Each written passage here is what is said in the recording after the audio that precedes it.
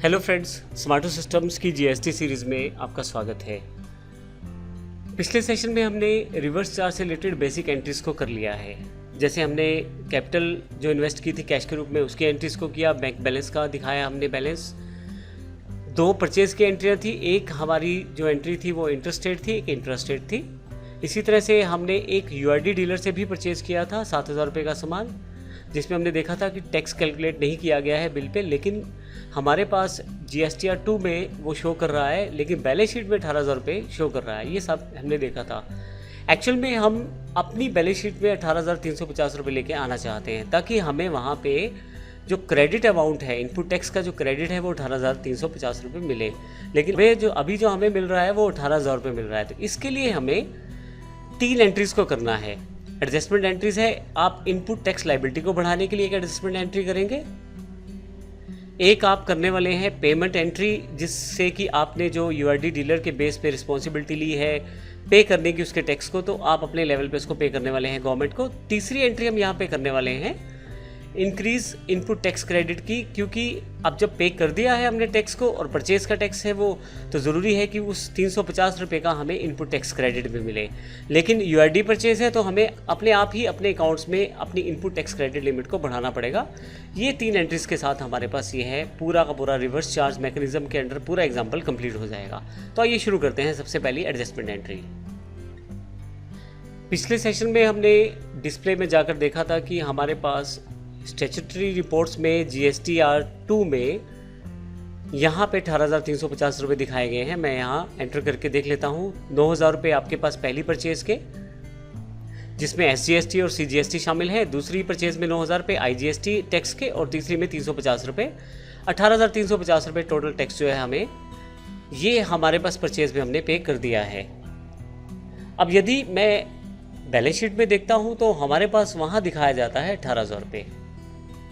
मैं आपको एक बार फिर से क्लियर कर देता हूँ। यहाँ पे 18,000 रुपये टैक्स दिखाया गया है, क्योंकि इसमें 350 रुपये टैक्स को ऐड ऑन नहीं किया गया है। तो हम इनपुट टैक्स क्रेडिट कैसे ले पाएंगे अगर यहाँ पे उस 350 रुपये नहीं इंक्लूड किए जाएंगे, जबकि हम ऑलरेडी उसको देना चाहते हैं गवर्नमेंट को, और इस एंट्री में देने वाले भी हैं।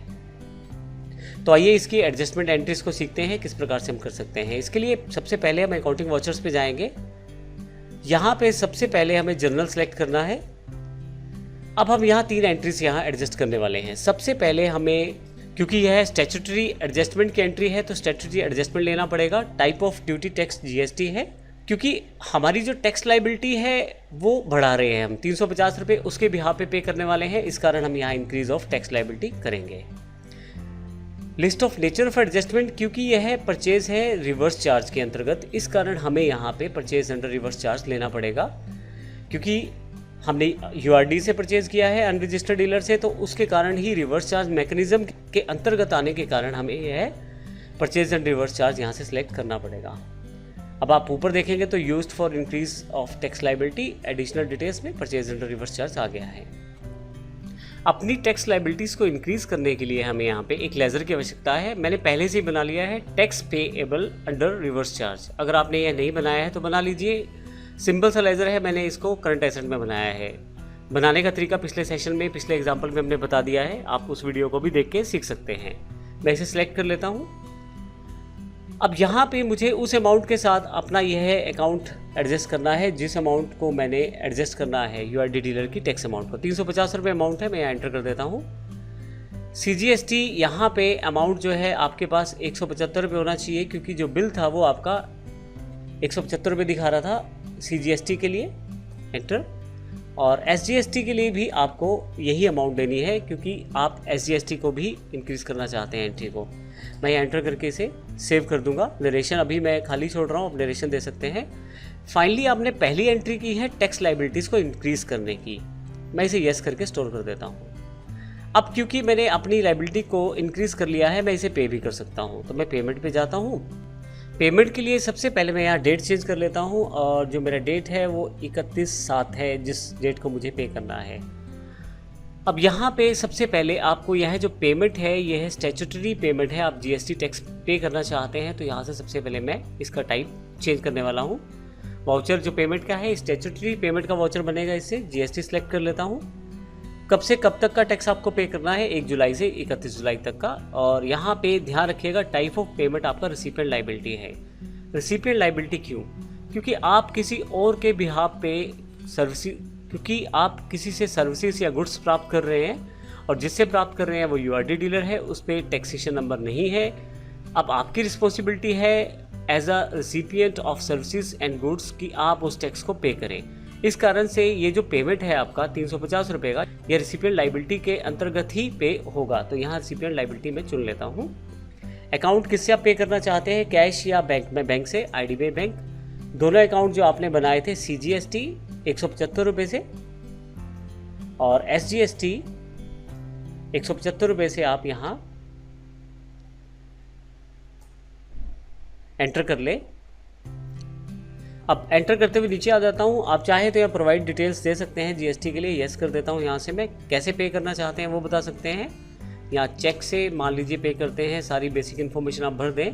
350 रुपये अब आपके पे होने वाले हैं। फाइनली मैं यहाँ से एंटर करते हुए नीचे आ जाता हूँ। इस तरह से दूसरी ये जो एडजस्टमेंट एंट्री की है, ये असल में आपने जो अपनी लायबिलिटी इंक्रीज़ की थी उसको पे कर दिया। एक तरह से आपने 350 रुपये आपकी लायबिलिटी नहीं थी, लेकिन आपने अपने अकाउंट्स में इंक्रीज़ की लायबिलिटी, क्योंकि टैक्स किसी और को भरना था, लेकिन यूआरडी डीलर होने की वजह से आपको भरना पड़ रहा है।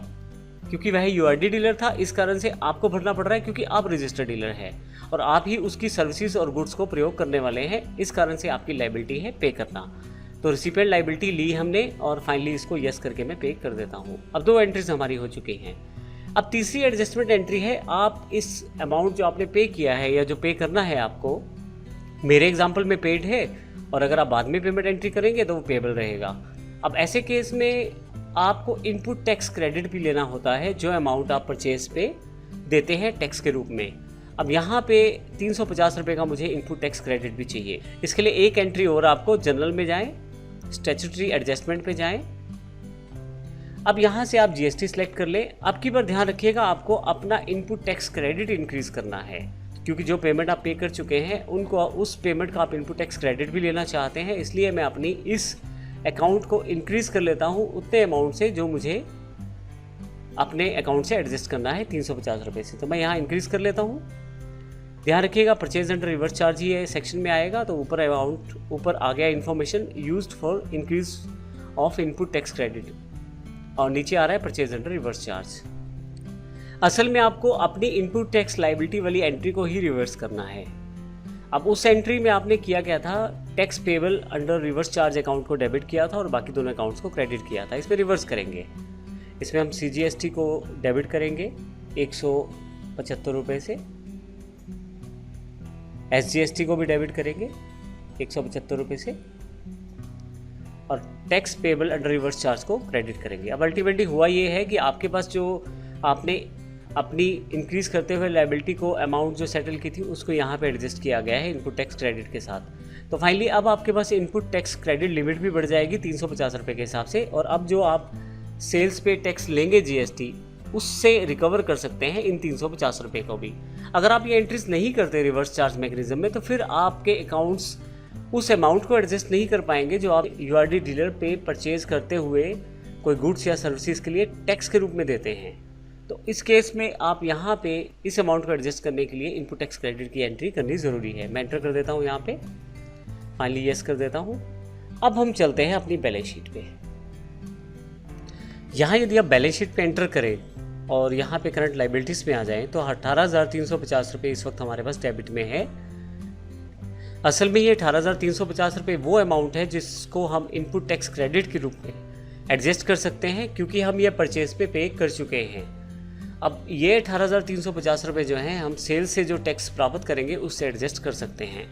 अब यहाँ सबसे इंपॉर्टेंट बात यह है कि अगर आपने पहले बैलेंस शीट देखी हो तो 18,000 रुपये दिखा रहा था, अब 18,350 रुपये दिखा रहा है। अगर आप इन एडजस्टमेंट एंट्रीज को नहीं करते तो उस केस में 350 रुपये आप इनपुट टैक्स क्रेडिट नहीं प्राप्त कर पाएंगे।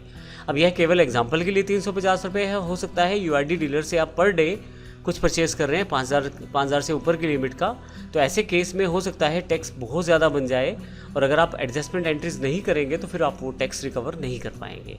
तो इस सेक्शन में हमने काफ़ी सारी चीज़ें सीखी, जिसमें रिवर्स चार्ज मैकेनिज्म क्या है, किस तरह के कौन कौन से अकाउंट्स हमें चाहिए, एडजस्टमेंट एंट्रीज कौन सी हैं, और प्रैक्टिकली उन एंट्रीज को करके भी हमने देखा। अगले सेशन में हम अगले जीएसटी प्रोसेस की बात करेंगे जिसमें काफ़ी सारी इन्फॉर्मेशन हम देखेंगे। धन्यवाद।